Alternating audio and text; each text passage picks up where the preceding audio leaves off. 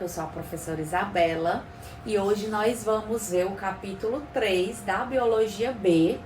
E aí o capítulo 3, ele terá o tema de teoria sintética da evolução e a genética de populações. Então eu resolvi fazer uma divisão desse capítulo para que não fique muito extenso, com muito conteúdo. Então nessa primeira aula nós vamos ver a teoria sintética e na próxima aula nós vamos ver a genética das populações. Então, gente, a teoria sintética da evolução, né, como o próprio nome já diz, as ideias do Darwin que nós estudamos na última aula, o Darwin, as ideias dele, como nós vimos, são aceitas até hoje e passou por uma atualização que é denominada hoje em dia da teoria neo-darwiniana. Então, as ideias do Darwin, elas foram reforçadas com a teoria sintética. Por quê? Porque na teoria sintética vai envolver aí conceitos de genética, de evolução, conceitos esses que não existiam, que não foram incorporados aí na teoria do Darwin, porque ele não tinha conhecimento ainda dos estudos do Mendel, tá? Que o Mendel é considerado aí o pai da genética. Então, a teoria sintética da evolução, ela vai reforçar os conceitos da teoria que o Darwin afirmou. Então, nós temos aqui os fatores evolutivos. Então, a teoria sintética, ela vai tratar dos principais fatores evolutivos que estão relacionados com a evolução, que são seleção natural, mutação, recombinação gênica, e todos esses fatores, eles vão estar reunidos em dois grupos. O primeiro grupo é aquele que aumenta a variabilidade genética dos indivíduos dentro de uma população.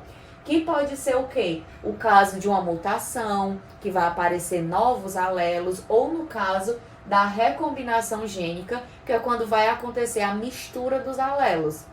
Então, tudo isso aumenta a variabilidade genética daqueles indivíduos. E existem os grupos que alguns fatores vão estar inseridos, que é aqueles que vão agir na variabilidade genética, vão atuar sobre a variabilidade genética que já existe nos indivíduos daquela população, como, por exemplo, a gente poderia dizer a seleção natural, o fluxo gênico. Então, esses fatores eles vão atuar alterando a frequência gênica das populações.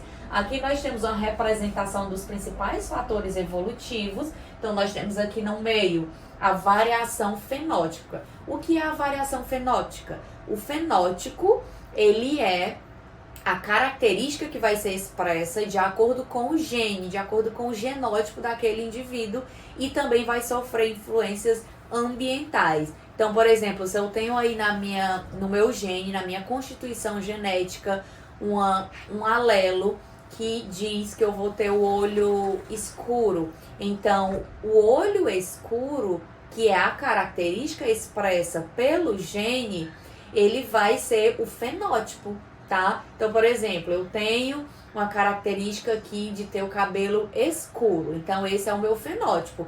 Porém, como eu falei, o fenótipo, ele também vai sofrer influências ambientais. Por quê? Porque eu posso mudar o meu cabelo, eu posso alisar, tá? Só que esses fatores ambientais, eles não vão modificar o gene, ele só vai modificar a característica que vai ser expressa. Então, eu tenho aqui a seleção natural, que é um fator evolutivo que vai atuar na variação fenotípica. Eu tenho também as variações, elas vão tornar a espécie mais adaptada. A recombinação gênica, como por exemplo o crossing over, a segregação cromossômica, né, que é a separação dos cromossomos na hora da divisão celular, ela vai provocar uma alteração na variação fenotípica, e as mutações também vão causar alterações nas variações. Aqui nós temos o primeiro fator que vai agir sobre a evolução, que nós vamos ver a seleção natural. Então, de acordo com essa teoria da seleção natural, essa teoria ela afirma que o ambiente ele não vai modificar o organismo. O ambiente ele apenas vai atuar selecionando as características que já existem naquele indivíduo. Então, o ambiente ele vai ser o selecionador daquelas características. Nós poderíamos citar aí o exemplo bem clássico das girafas, né? Então eu tinha girafas no ambiente de pescoço curto e eu tinha girafas no ambiente de pescoço longo. Então o que ocasionou a morte daquelas girafas de pescoço curto? A falta, a escassez de alimento baixo, mais rasteiro. Então elas foram selecionadas, essas girafas, elas foram selecionadas pelo ambiente. Não existia mais alimento baixo para elas, então elas acabaram morrendo de fome. E aquelas que tinham um pescoço mais alto, consequentemente, elas conseguiam se alimentar no topo das árvores e elas se alimentando, depois se reproduziram, passaram seus genes para os seus descendentes e elas foram aí selecionadas pelo meio ambiente. Então, essa mudança de girafas, só ter girafas de pescoço longo agora, não foi algo que o ambiente modificou, né? O ambiente apenas selecionou a característica que já existia naqueles indivíduos dentro daquela população. Aqui nós temos um exemplo de outro tipo de seleção natural que acontece, como por exemplo, os insetos, quando se aplica aí algum tipo de inseticida para matar esses insetos. Então eu tenho aqui a aplicação, o início do tratamento da aplicação do inseticida. Então nós podemos perceber aqui que existe uma grande variedade e esses insetos mais claros, eles são não resistentes ao inseticida, tanto que eles morreram mais facilmente. Ficou apenas aqueles indivíduos que eram resistentes ao inseticida, tá? Então eles têm uma mutação. Então depois eles acabam o quê? Se reproduzindo e aí não vão mais ser sensíveis àquele inseticida, que é o que acontece também com os antibióticos. Muita gente toma antibiótico de modo sem prescrição médica, sem a orientação do médico. Então, você está com infecção, vamos supor que aqui são bactérias, você está com a infecção e você não foi ao médico para saber qual seria o melhor tipo de antibiótico. Você simplesmente foi lá e comprou. Hoje em dia não se pode mais comprar antibiótico sem prescrição médica justamente por isso, por conta da resistência bacteriana. Então, você está com bactéria, tomou o antibiótico do jeito que você bem entendeu, né? De uma vez por dia, sendo que era para tomar de 8 em 8 horas, por exemplo. Então, você tomou... era para ser tomado até 7 dias, por exemplo, e você vai tomar somente até 5 dias. Por quê? Porque você sabe mais que o médico, né? Então, você começou a tomar o medicamento, percebeu uma melhora no segundo, terceiro, quarto, quinto dia você já não tá sentindo mais nada. Tava com infecçãozinha na garganta, não sente mais nada, não tem rouquidão, está se sentindo muito bem. Então, o que acontece? Você para de tomar o medicamento, porém, aquelas bactérias que ainda são resistentes àquele antibiótico, elas vão ficar lá. E aí você parou de tomar o antibiótico, elas começam o quê? A se proliferar, se reproduzir, a infecção volta mais forte ainda, você volta a tomar o antibiótico e ele não vai mais servir. Por quê? Porque agora elas sofreram mutação, elas foram selecionadas. Existem 3 tipos de seleção natural: a do tipo direcional, a do tipo estabilizadora e a do tipo disruptiva. Na primeira seleção natural, nós temos aí a direcional, que geralmente vai ocorrer quando um fenótipo extremo é favorecido e ele tende a aumentar a sua frequência na população. Então, eu vou já colocar aqui a imagem para vocês perceberem esse tipo de seleção natural. A seleção natural, que é do tipo estabilizadora, os componentes de uma população com um tipo de fenótipo intermediário, eles terão a maior chance de sobrevivência. Então, a seleção ela acaba que estabilizando o tamanho da população, por isso que ela recebe esse nome de seleção natural estabilizadora. E a seleção natural do tipo disruptiva é o processo seletivo que ocorre, né, que acontece geralmente quando os indivíduos que têm características fenotípicas extremas, eles são beneficiados em uma determinada população. Então, nós temos aqui uma imagem que vai mostrar gráficos de diferentes tipos de seleção natural. Então, eu tenho aqui uma frequência de indivíduos, no caso aqui ratos, e o que vai ser analisado é a pelagem desses animais, né, o fenótipo, a característica, que é a cor do pelo desse animal. E aqui nós temos o gráfico de uma população original. Então, aqui na seleção direcional, o que vai acontecer? Vai aumentar a frequência de um dos extremos. Qual é o extremo? Essa pelagem mais escura e a pelagem mais clara. Então, surge essa nova população. Na seleção disruptiva, vai aumentar a frequência dos genótipos extremos. Então, nós temos aqui a pelagem mais clara e a pelagem mais escura, né?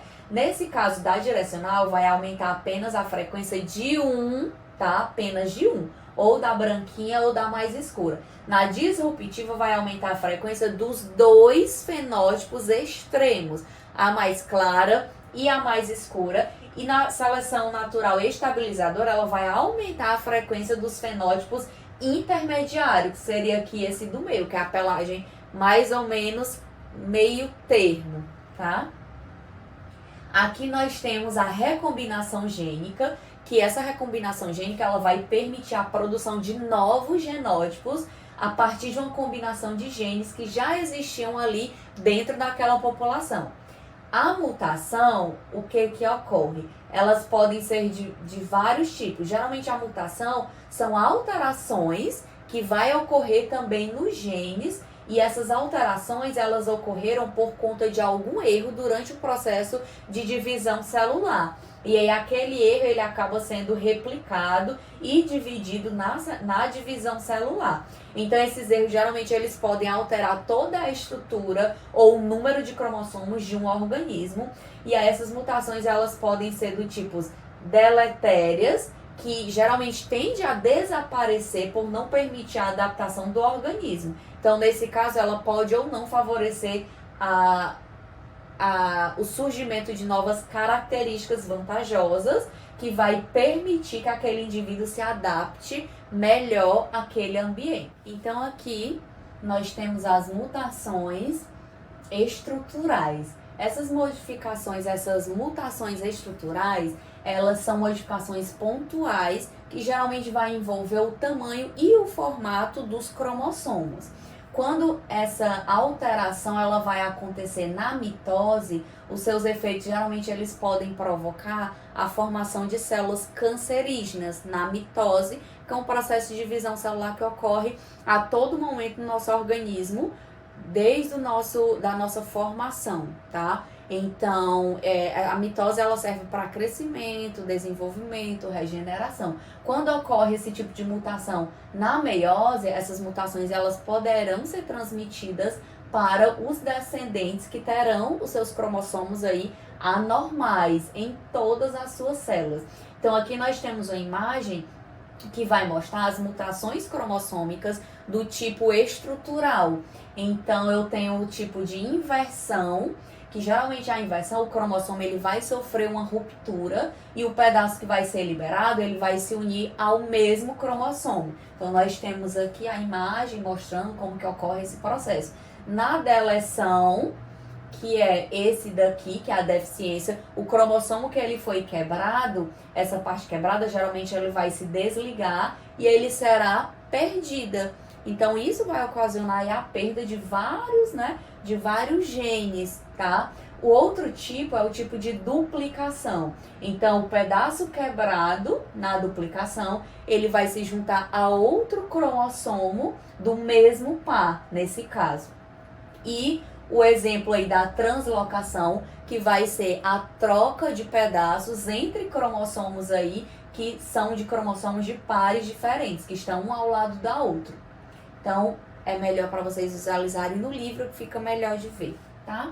Aqui nós temos as mutações, que elas são mutações do tipo numérica. Então, como o próprio nome já diz, numérica vai envolver aí a alteração no número de cromossomos, ou para mais ou para menos. Nesse caso, a estrutura, o formato do cromossomo, a ordem dos genes não vai ser alterada. E nesse caso, elas poderão ser classificadas aí em dois tipos. Nós temos as euploidias e nós temos as aneuploidias. No caso da euploidia, quando ocorre o aumento ou a redução no genoma da espécie, de qualquer espécie. E toda a quantidade de cromossomos, ela não ela, no caso, ela vai ser alterada, todo o cariótipo. Por quê? Porque vai ocorrer o aumento ou a diminuição dos cromossomos, na quantidade desses cromossomos. Aí nós temos as aneuploidias, que nesse caso apenas o número de um determinado tipo de cromossomo vai ser alterado, ou para mais ou para menos. Aqui nós temos uma imagem da meiose, que é quando vai ocorrer a diminuição aqui na formação dos cromossomos.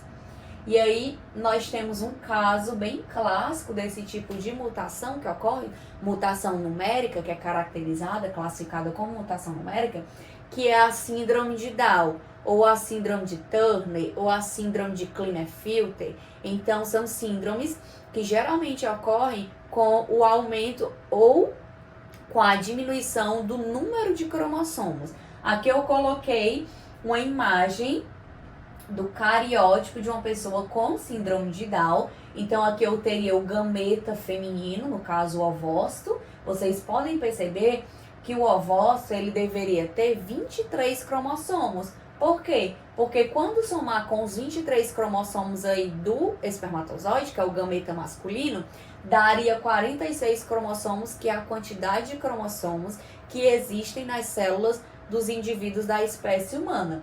Nesse caso, a gente percebe que existe o quê? 24. Estão vendo? 24. Então, quando somar 24 mais 23, o indivíduo que foi formado, ele tem 47 e não 46. Então, nesse caso bem específico, foi o quê? Foi o aumento de um cromossomo lá no par 21. Então, a síndrome de Down, ela também é conhecida como a trissomia do cromossomo 21. Por quê? Porque é o aumento de um cromossomo justamente nesse par de número 21.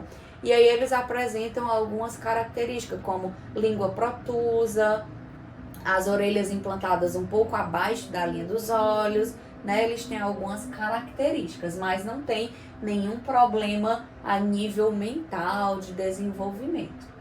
Aqui nós temos o cariótipo de uma pessoa com a síndrome de Turner, tá? Que nesse caso, geralmente são mulheres. Não tem aqui, nesse caso, é uma alteração na diminuição do par do cromossomo sexual. Então, ao invés de ser XX, somente terá um único X. Então, nesse caso, foi a deleção de um cromossomo. Nós temos aqui outro fator evolutivo, que é a migração. O que é a migração? Ela é caracterizada aí como o deslocamento de vários grupos de indivíduos em uma idade reprodutiva de uma população para outra população. Então, toda essa movimentação, ela vai fazer parte do ciclo de vida de várias espécies, de vários animais, de vários insetos. Então, esses indivíduos eles vão migrar por uma série de fatores, ou por alimentos, ou realmente para buscar parceiros reprodutivos para se procriar, tá? Então, durante a migração, esses animais eles podem se orientar por distantes e complexos caminhos utilizando aí acidentes geográficos. Se as migrações entre duas populações tornarem-se muito frequentes, o conteúdo genético delas poderá se tornar muito semelhante, homogeneizando, gerando uma diminuição da variabilidade genética, que no meio ambiente isso é ruim. Por quê? Porque qualquer alteração que venha a acontecer naquele ambiente, vai ocorrer o quê? A dissipação, né? A morte, a mortalidade de todos aqueles indivíduos, já que eles não apresentam variabilidade genética. Então, a variabilidade genética ela é de extrema importância para o sucesso evolutivo, para a procriação, para o sucesso e para a criação e o desenvolvimento de novos descendentes de determinadas espécies, de determinadas populações. Aqui nós temos a deriva genética, que geralmente a deriva genética, a teoria sintética da evolução, ela vai considerar essa deriva genética como sendo aí um fator evolutivo, e esse fator evolutivo ele vai provocar uma mudança de modo aleatório na frequência dos alelos. Estatificamente, vai significar pequenos grupos populacionais. E aqui nós temos o princípio do fundador, que geralmente é quando uma parte de uma grande população ela vai ser removida, e essa população fundadora ela poderá ter uma frequência alélica muito diferente da população original. Então, à medida que essa população fundadora ela vai se reproduzindo em um novo local, em um novo ambiente, o conjunto de todos os alelos para todos os indivíduos dessa população, ela vai continuar sendo divergente, vai continuar tendo diferenças, características diferentes daquela população original. Então é isso, todos esses são os fatores evolutivos que nós vimos, e até a próxima aula.